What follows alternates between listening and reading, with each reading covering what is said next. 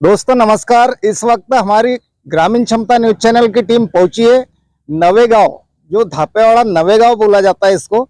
यहाँ की एक ग्राम पंचायत है और हम इस ग्राम पंचायत के अंतर्गत कुछ गांव का सर्वे करने पहुंचे थे। तो वहां हमको ये वाला जो घर नजर आया कि जो 2022 तक मोदी जी का कहना था कि सभी को पक्का मकान, सभी का पक्का आवास मिलेगा।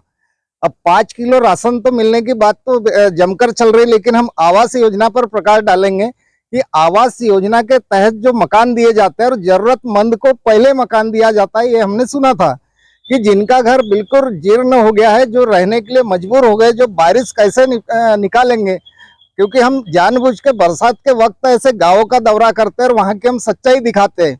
ये क्षेत्र आता है विधानसभा क्षेत्र गोंदिया और यहाँ के विधायक है विनोद अग्रवाल जी, जो चाबी निशान से निर्दलीय चुनाव जीतते हैं, जो खास करके बीजेपी के हैं। जो भाजपा से चुनाव जीतने के बाद उनका 5 साल का कार्यकाल जो हम देख रहे हैं कई गांव में, तो ये सराहना तो करने की बात तो नहीं है जो हम दिखा रहे हैं।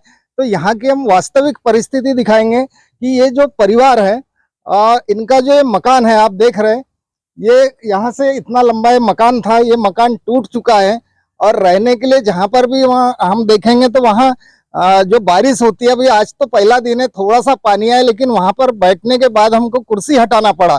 तो ये परिवार ये बरसात भर कैसे अपने दिन गुजारेगा और कैसे रहेगा, तो हम यहाँ जानेंगे कि यहाँ इनका जो परिवार है केवल 3 लोग रहते हैं और इनके जो पति है इनका स्वर्गवास हो चुका है और इनको अभी तक आवास योजना क्यों नहीं मिली, इस बात को हम विस्तृत तरीके से जानने की कोशिश करेंगे।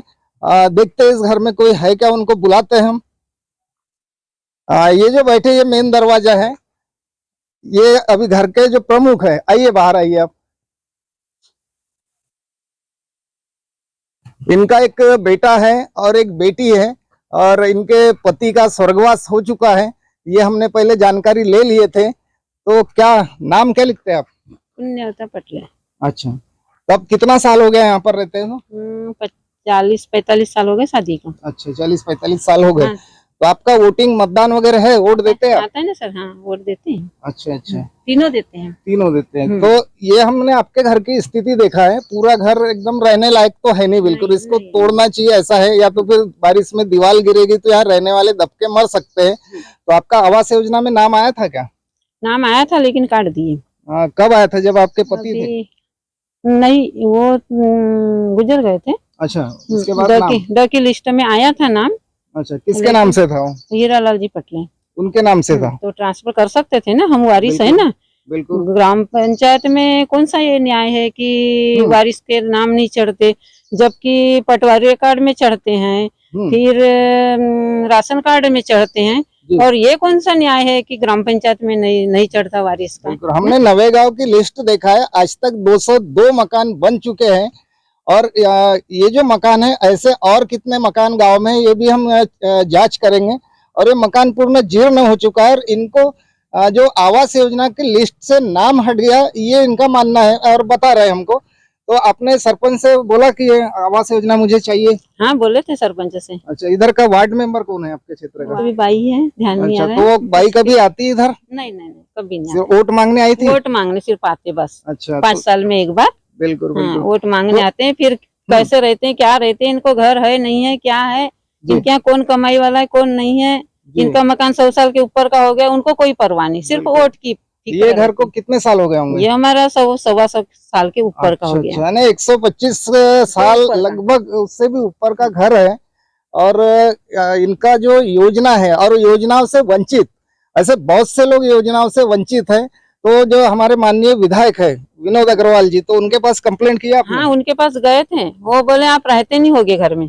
अच्छा, गाँव में। हाँ। मैंने बोले नहीं सर, हम रहते हैं यहाँ पर 40-45 साल से रह रहे हैं, जबकि जो लोग नहीं रहे हैं इस गांव में 50 साल से हमने कभी देखे नहीं, पहचानते नहीं, हमारे मोहल्ले के लोग हैं, उनके मकान आ गए डव में, लेकिन हमारे मकान का नाम वो निशान काट ही दिए। 98 नंबर पर नाम था और लड़के का भी नाम था, तो दोनों नाम इन लोगों ने काट करके अगले वाले के नाम डाल करके इनने हमको वंचित कर दिए आवास योजना। इनके बताए अनुसार ऐसा हमको एहसास हो रहा है, महसूस हो रहा है कि ये सरासर अन्याय है और यहाँ की जो पंचायत है, पंचायत बॉडी है, इन्होंने खुद सर्वे करना चाहिए किसका घर कैसा है और किसे कितनी आवश्यकता है। और ऐसे जरूरतमंद परिवार को नवेगांव ग्राम की पंचायत इस योजना से दूर रखती है। तो ये भी जो बातें हैं ये सोचने की बात हो जाती है। तो आप विधायक साहब क्या कब गए थे, कितना महीना हुआ है? लगभग 2-2.5 महीने हो गए सर। 2-2.5 महीने हो गए हैं। हाँ सर। उसके बाद पंचायत से कोई रिस्पांस नहीं मिला? नहीं। फिर ये इलेक्शन के समय आए थे यहाँ लान में, हम्म। उनके पास मिलने, लेकिन वो उनका बैठना और हमारा जाना गाड़ी के ऊपर, अच्छा। उनका टाइम हो गया था। फिर वो यहाँ के सरपंच थे हमारे गांव के, उनने उनको कुछ नहीं बताया कि ये किस कारण से आए हैं। तो एक देवरी के वो हैं मुरली लीलारे, नहीं मुरली नकपुरे, मैंने नहीं पहचाना उनको, उनने पहचाने मुझे। बोले भाभी जी क्या किस इससे आए हो कारण से? मैंने बोली भैया हमको आवास योजना चाहिए, इसलिए मैं आई थी सर के पास। तो उनको रोके उनने बात करवाए। तो बोले अभी इलेक्शन होने दो, उसके बाद में आपका आ जाएगा। अच्छा, अब तो इलेक्शन है, अब विधानसभा का चुनाव है और यहाँ पर चुनाव में फिर से वही विधायक चुनाव लड़ेंगे, फिर वोट मांगने आएंगे, है ना? क्योंकि ये 5 साल में एक बार आते फिर भूल जाते। जब वो बोल रहे कि आप रहते नहीं होंगे तो ये जानकारी का अभाव बोला जाएगा। या तो उन्हें सरपंच को पूछना चाहिए कि सरपंच को तो पूरी जानकारी रहती कि कौन घर में नहीं रहता, कौन साल भर से गायब है या हैदराबाद कमाने गए। तो ये जो जानकारी है ये सब रहना चाहिए। और माननीय विधायक महोदय जी से मैं निवेदन करूंगा अपने चैनल के माध्यम से कि ऐसे बहुत से गांव है आपके क्षेत्र में जो सरकार की जो सुविधाएं बरोबर नहीं पहुंच रही है।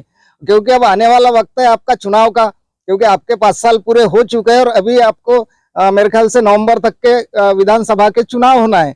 तो फिर वोट मांगने आपके घर आएंगे ही लोग, है ना?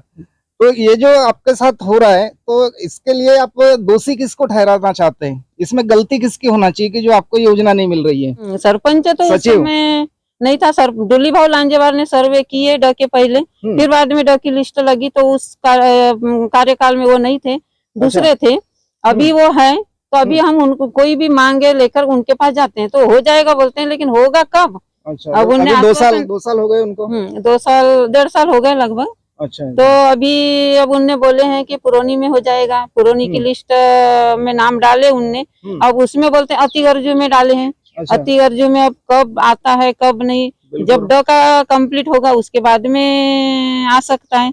और ये हमको आश्वासन देते हैं। बिल्कुल आश्वासन ही है। अति गर्जियों में जो नाम होता है, जिनको एकदम जरूरतमंद जो होते हैं उनके लिए एक लिस्ट बनती है। फिर बहाना आएगा कि अब ये विधानसभा के चुनाव आ गए तो अभी आचार संहिता है, तो आचार संहिता में कुछ नहीं कर सकते। अब तुम्हारी जो भी संहिता होगी, लेकिन ये परिवार इस घर में रहेगा कैसे? सवाल ये है कि बारिश, अभी जो बारिश आएगी 2-2 दिन 3-3 दिन पानी बरसेगा तो ये इनका बिस्तर बिछाना मुश्किल हो जाता है। और ये जो स्थिति है हमारे वीडियो में आप देखेंगे, हम बार बार दिखाएंगे इनका टूटा हुआ मकान। और यहाँ की वास्तविकता दिखाने के लिए हम यहाँ पर पहुंचे थे।